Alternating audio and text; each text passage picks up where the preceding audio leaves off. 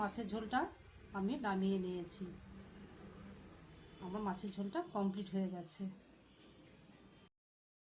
আজ চলে এলাম ফলি মাছের ঝোল রান্না করব।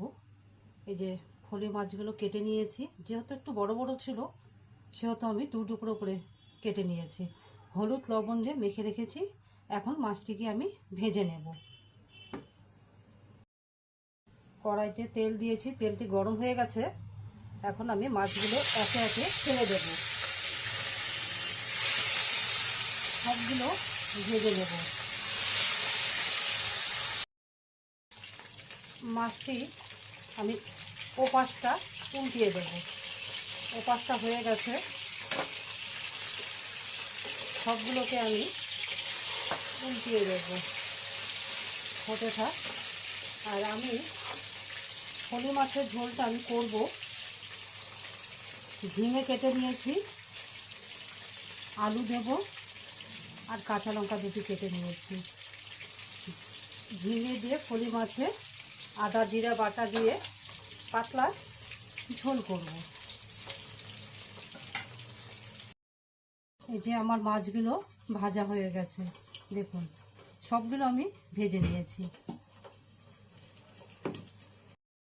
আমি ফোড়নে দেব কালো জিরে, তারপরে দিয়ে দেব কাঁচা লঙ্কা। কাঁচা লঙ্কা দেওয়ার পরে আমি দিয়ে দেব আলু। আলুটাকে দিয়ে ভালো করে নেড়ে চেড়ে নেব।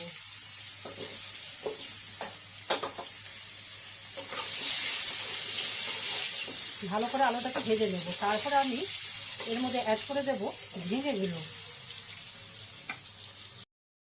আলুর মধ্যে সামান্য আমি লবণ দিয়ে দেব। লবণটাকে দিয়েও ভালো করে আমি ভেজে নেব। তারপরে পরিমাণে আমি হলুদ দেব। হলুদ দিয়ে আলুটাকে ভালো করে ভেজে নেব। ভালো করে ভেজে নিলে পরে মাছের ঝোলটি খেতে ভালো লাগবে। কারণ আলুটা ভালো করে না ভাজলে ভালো লাগবে না, তাই আলুটাকে ভালো করে আমি ভেজে নেব।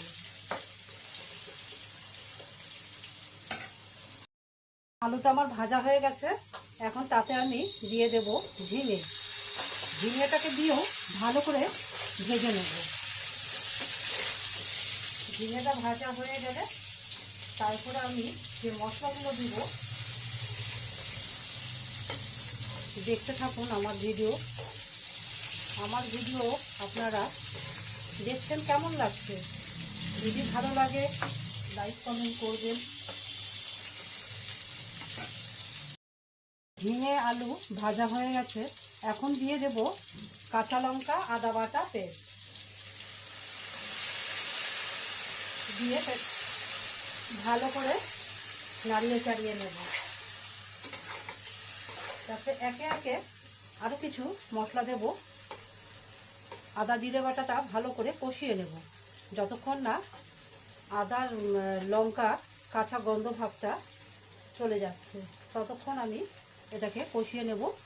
তারপরে এখানে আরও কিছু মশলা অ্যাড করব। আপনারা ভিডিওটি কন্টিনিউ দেখতে থাকুন। কিছু গুঁড়ো মশলা অ্যাড করব আমি। এখানে কিছু পরিমাণে লঙ্কা গুঁড়ো নিয়েছি, জিরে গুঁড়ো নিয়েছি, আর হলুদ গুঁড়ো সব দিয়ে ভালো করে আমি নেড়ে চেড়ে ভেজে নেব। যতক্ষণ না মশলাটা ভাজা হচ্ছে ততক্ষণ আমি এটাকে এইভাবে নাড়িয়ে চাড়িয়ে একটু ভালো করে ভেজে নেব। সামান্য পরিমাণে আমি চিনি অ্যাড করব। চিনিটাকে দিয়েও ভালো করে আমি নাড়িয়ে চাড়িয়ে নেব, যতক্ষণ না এটা ভাজা হচ্ছে। মশলাটা আমার কষানো হয়ে গেছে। এখন আমি দিয়ে দেব গরম জল। গরম জল দিলে পরে মাছের ঝোলটা অসাধারণ খেতে লাগবে। জলটা দিয়ে জলটা ভালো করে ফুটে যাবে।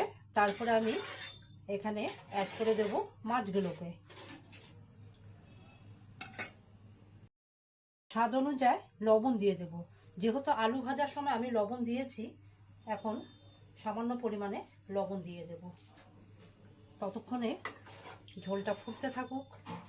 যারা যারা আমার ভিডিওটা দেখছেন, লাইক কমেন্ট অবশ্যই করবেন, পাশে থাকবেন। ঝোলটি আমার ফুটে গেছে, এখন মাছ ঝোলে আমি অ্যাড করে দেব। মাছগুলোকে দিয়েও ভালো করে আমি ঝোলের সাথে মিশিয়ে দেব। তারপরে আমি ঢাকা দিয়ে দেব। দেখতে থাকুন। মাছের ঝোলটি আমার হয়ে গেছে, এখন একটি পাত্রে নামিয়ে নেব।